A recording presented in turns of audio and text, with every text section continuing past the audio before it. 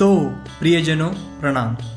जब हम भारत के अजूबों की खोज करने निकल पड़ते हैं तब हमें एहसास होता है कि भारत में अजूबों की खोज करना मतलब हीरो के ढेर से कोहिनूर ढूंढने जैसा है।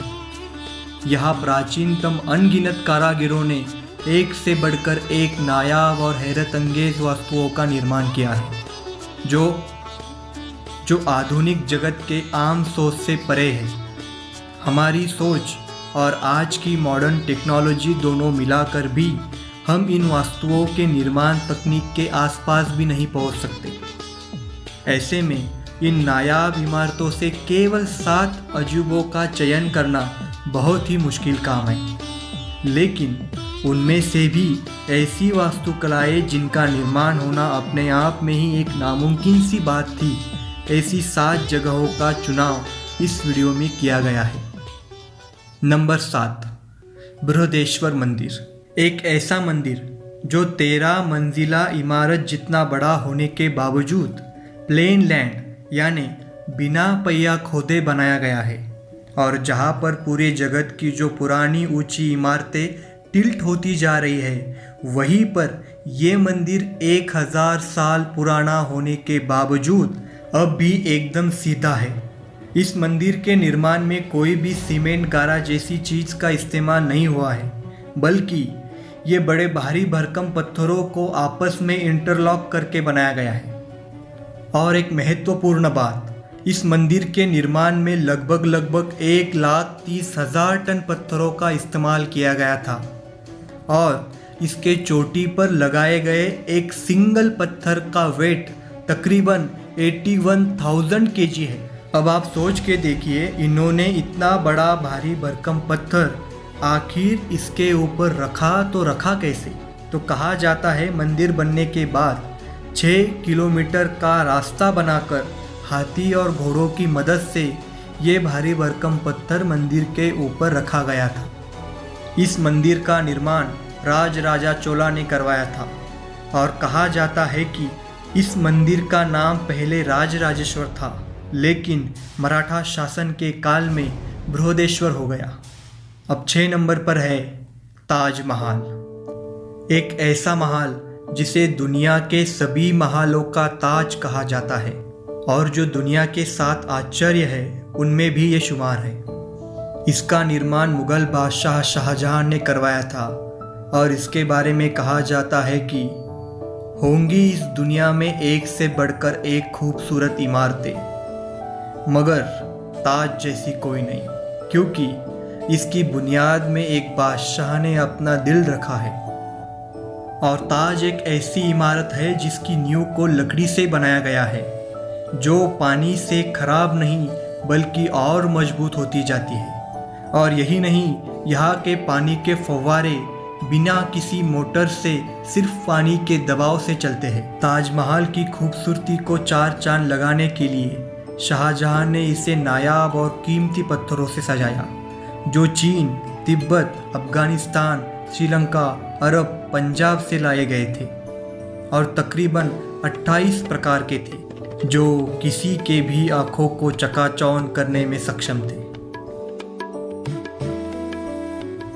नंबर 5, अजंता की गुफाएं, जो बौद्ध धर्म और बेजोड़ कलाकृति का नमूना है, जिसे कई गुमनाम कारीगरों ने एक लंबे अरसे तक बनवाया था, जो अपने आप में ही एक रहस्य है।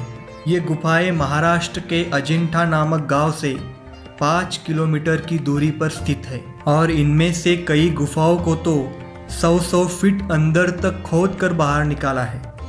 यहाँ गौतम बुद्ध के जीवन काल से संबंधित बेजोड़ मूर्तिकला एवं चित्रकला का नमूना देखा जा सकता है।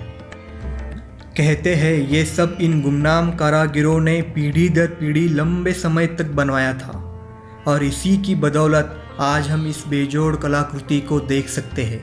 ये गुफाएं तकरीबन 1,500 साल पुरानी होकर भी यहाँ जो चित्र बनवाए गए हैं वो अभी भी, मतलब 1,500 साल बाद भी एकदम वैसे के वैसे ही दिखाई देते हैं।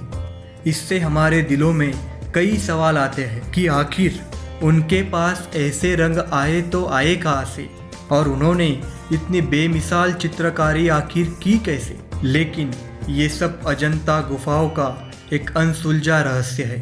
नंबर 4, विजय विट्ठल मंदिर। ये मंदिर अप्रतिम वास्तुकला के साथ साथ विजयनगर साम्राज्य की विशालता दर्शाता अपने कई रहस्यों के साथ कर्नाटक के हम्पी में स्थित है।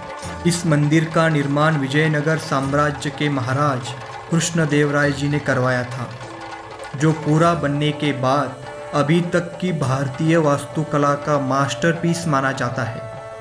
इस मंदिर की मुख्य विशेषता और रहस्य यहाँ के रंग मंडप में है। रंग मंडप में कुल 56 खंभे हैं और इन सभी खंभों में से अलग अलग ध्वनि निकलती है। बहुतों का मानना था कि इन खंभों में से छेद कर कर इन्हें बनाया गया है और उसी की वजह से इनमें से ध्वनि निकलती है। लेकिन ब्रिटिश काल में जब इन खंभों में से एक को परीक्षण के लिए काटा गया और काट कर देखा गया तो पता चला कि ये एक ही पत्थर से तराशे गए हैं और इनमें कोई भी छेद नहीं है। तो आखिर कौन सी ऐसी तकनीक का इस्तेमाल कर इन खंभों में से संगीत निकाला गया है? ये अभी भी एक अनसुलझा रहस्य है। नंबर 3, कोणार्क का सूर्य मंदिर। ओडिशा राज्य में स्थित गंगा साम्राज्य के महाराजा नरसिंहदेव ने 13वीं शताब्दी में इसे बनवाया था। इसका निर्माण सिर्फ पत्थरों से ही नहीं बल्कि कई धातु और चुंबकों से किया गया था और इसी मंदिर के ऊपर चुंबक का एक बड़ा पत्थर लगाया गया था, जिसके कारण मंदिर की दीवारों में लगे चुंबक और धातुओं में ऐसी अनोखी संरचना निर्माण होती थी कि मंदिर में स्थित भगवान की मूर्ति हवा में झूलती थी। लेकिन पोर्तुगीज नाविकों ने उस पत्थर को निकाल लिया और इसके अलावा इस मंदिर को 24 पहिए और 7 घोड़ों के साथ एक रथ का आकार देने का प्रयास तब किया गया था, जिसके भांति ये सूर्य देव का एक बड़ा रथ प्रतीत होता था। इस मंदिर का निर्माण पूर्व दिशा में किया गया है और सूर्य की पहली किरण इसके दरवाजे पर हमेशा पड़ती रहे, ऐसी अनोखी रचना के साथ इसे बनाया गया है। और नंबर 2 पर है होयसलेश्वर मंदिर। नक्काशी और कारागिरी ऐसी कि अच्छे अच्छों को दांतों तले उंगलियां दबाने में मजबूर कर देती है कि आखिर इतनी बारीकी से नक्काशी की तो की कैसे। खैर, ये मंदिर होयसल साम्राज्य के राजा विष्णुवर्धन ने बनवाया था और जो आज के हालेबीडु शहर कर्नाटक में स्थित है। ये भी इंटरलॉक टेक्निक से बनवाया गया और वास्तुकला का बेमिसाल नमूना है। 1000 साल पहले बने इस मंदिर में संहारक शिव की कई मूर्तियां हैं जो अपनी नक्काशी के चलते रहस्यमय बनी है। अब इस मूर्ति को देखिए। इस मूर्ति में जो भगवान के सर का मुकुट है उसमें छोटी खोपड़ियाँ बनी हैं जो अंदर से ऐसी खोखली बनाई गई है जिसे बना पाना नामुमकिन सी बात थी।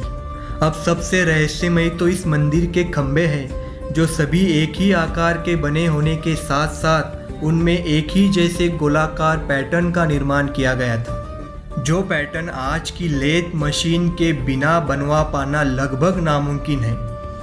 तो उस काल में उन्होंने छन्नी हथौड़ों से उसे कैसे बनवाया? और चलो मान भी लिया कि उनके पास लेथ मशीन थी, तो उन्होंने इतने बड़े भारी भरकम पत्थर उस मशीन पर घुमाए कैसे? सवाल तो कई है, लेकिन होयसलेश्वर का रहस्य अपने आप किसी अजूबे से कम नहीं।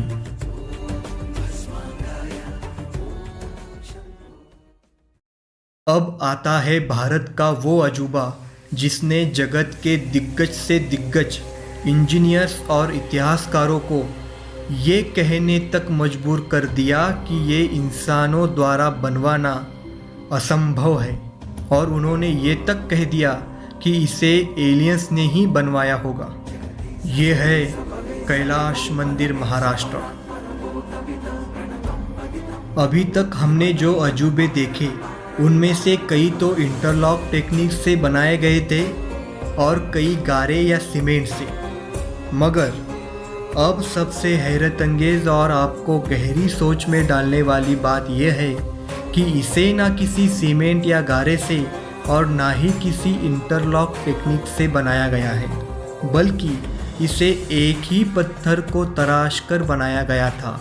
और यही नहीं, सबसे चौंकाने वाली बात तो ये है कि इस 3 मंजिला बेहद भव्य, खूबसूरत और आला किस्म की इमारत को ऊपर से नीचे तक बनाया गया था, और ये भी बिना किसी गलती के। इस मंदिर के रहस्य के बारे में देखें तो इस मंदिर को तराशते समय लगभग 4 लाख टन पत्थर खोदकर निकाला गया था, पर निकाला गया पत्थर आखिर गया कहाँ, ये किसी को पता नहीं है।